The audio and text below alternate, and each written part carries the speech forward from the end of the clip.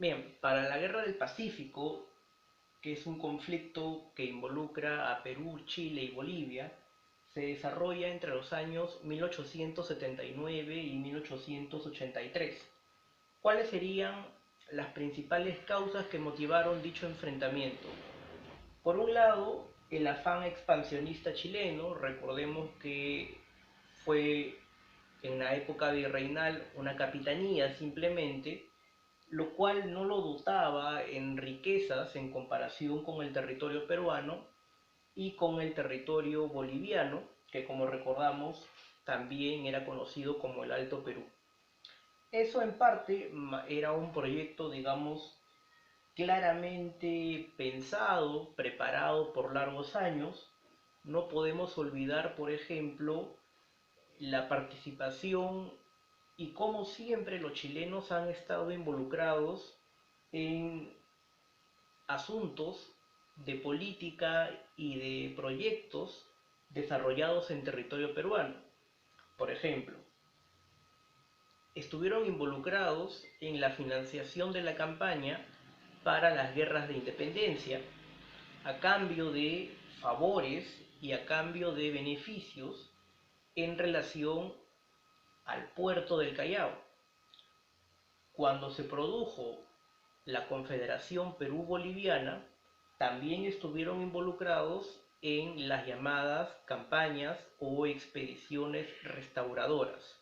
Entonces siempre han estado observando el territorio peruano como un rival y también como una posibilidad que siempre buscaron aprovechar para su propio beneficio. Y en esta oportunidad encontraron no solamente a un país quebrado económicamente, sino también con falencias y con múltiples fisuras en relación a una sociedad fragmentada, la antigua sociedad colonial peruana ya prácticamente era inexistente, y lo que existía en ese momento era un grupo de oligarcas, un grupo de hacendados con un gran poder económico, pero también con un poder político frágil que los llevaba a cada momento a tener intentos de golpes de Estado.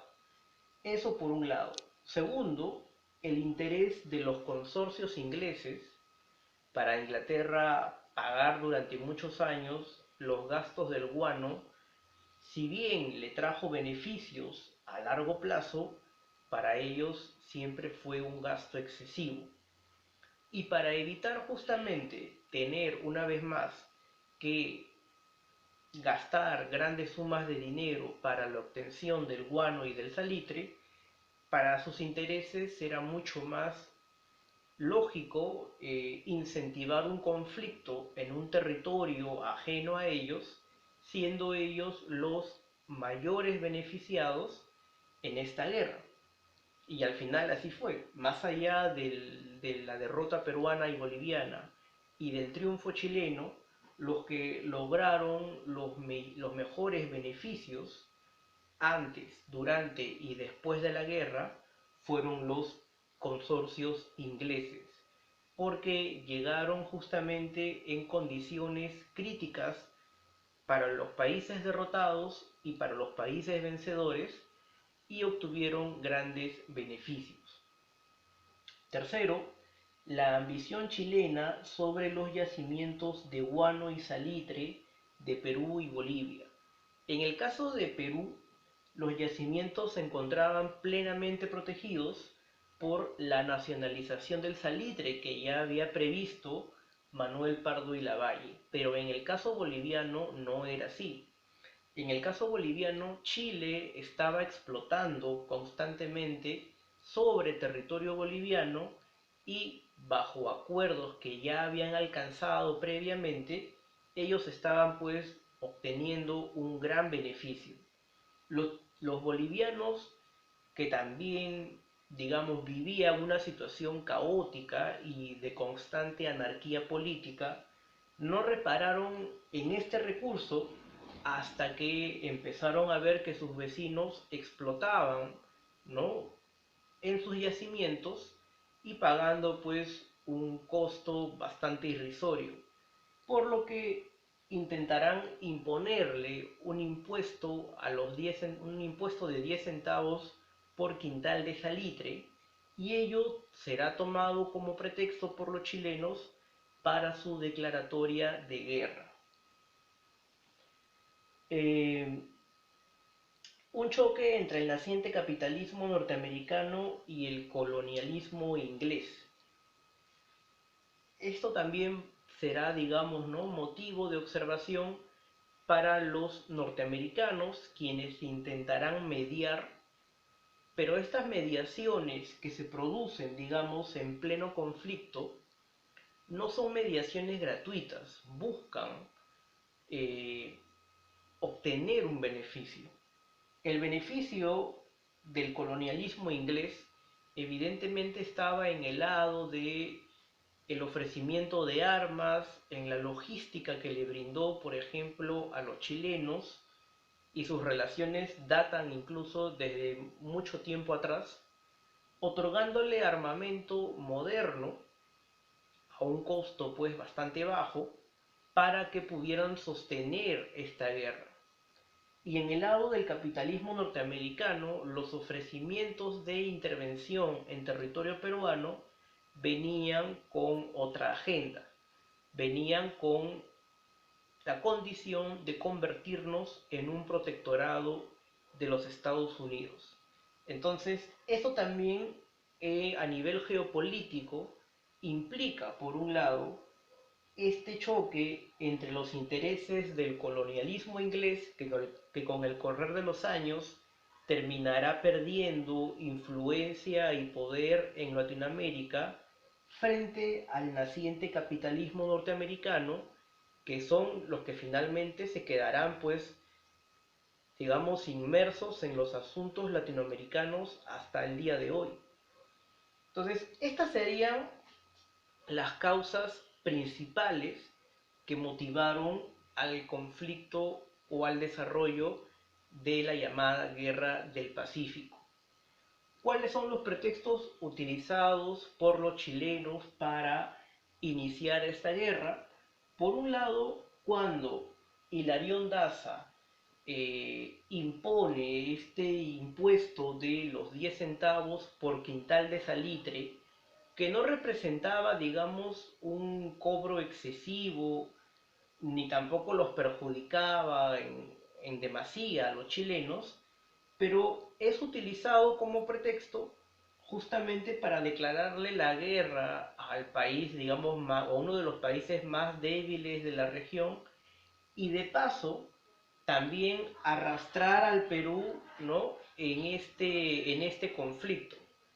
Si bien en teoría el pacto defensivo con Bolivia era un pacto secreto, en la práctica dicho tratado o dicha alianza era conocida en todo el ámbito regional.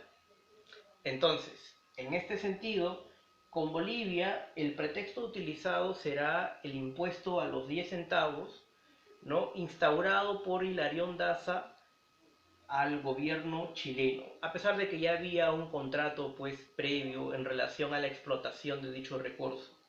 Y con Perú va a ser justamente porque Perú va a intentar mediar, va a intentar, digamos, evitar que Chile y Bolivia lleguen a un conflicto, pero los chilenos, cuando el Perú intenta reclamar o intenta mediar para evitar el conflicto, no salen pues con la firma del Tratado Secreto Defensivo del año 1873. Entonces, el Perú tenía dos opciones. Por un lado, podía no hacer, digamos, ¿no?, uso de dicho tratado secreto, dado que el problema con Bolivia no nos concernía o no era, digamos, un problema que se había originado de manera, digamos, unilateral, sino que era un problema que tenía un sustento jurídico. Y por otro lado, tenía la opción de hacer justamente, ¿no?, uso de este tratado y también ingresar al conflicto. Y es justamente finalmente lo que va a hacer. El Perú, haciendo justamente uso de este tratado, intervendrá en este conflicto armado. Para el inicio de la Guerra del Pacífico, los gobernantes eran los siguientes.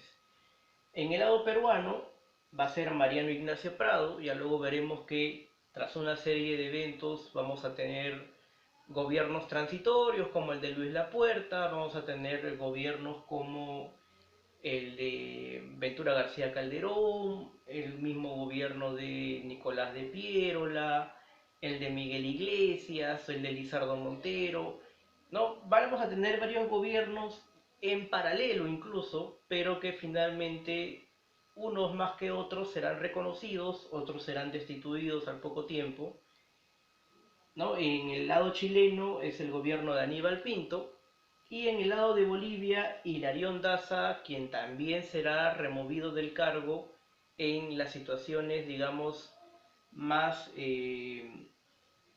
más importantes del conflicto, ¿no? Va a ser reemplazado dentro de su propio país y que luego va a derivar en el retiro definitivo de las tropas bolivianas, ¿no? Del conflicto justamente. Vamos a ver ahora cómo se desarrollaron las campañas y cuáles son las consecuencias que llevan también el desarrollo de esta guerra.